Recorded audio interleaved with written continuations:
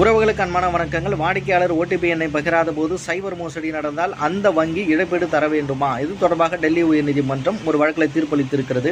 இப்போ இந்த வழக்கில் ஒரு நபர் எஸ்பிஐ பேங்க்கில் அக்கௌண்ட் வச்சிருக்கிறாரு. அவருக்கு ஒரு அன்வான்டாக ஒரு எஸ்எம்எஸ் லிங்க் ஒன்று வருது. அதை கிளிக் பண்ணுறாரு. அதனால் அவர் அக்கௌண்ட்டில் இருக்கிற காசை அவர் சைபர் மோசடி மூலமாக இழந்துடுறாரு. இப்போ இந்த சைபர் மோசடி வழக்கானது டெல்லி உயர்நீதிமன்றத்தில் நடக்குது. விசாரணை செய்த உயர்நீதிமன்றம் இதில் என்ன சொல்லிட்டாங்கன்னா, அந்த வாடிக்கையாளர் ஓடிபி எண்ணை யாருக்காச்சும் ஷேர் பண்ணாங்களா என்று பார்க்கும் பொழுது யாருக்குமே அவர்கள் பகிரவில்லை.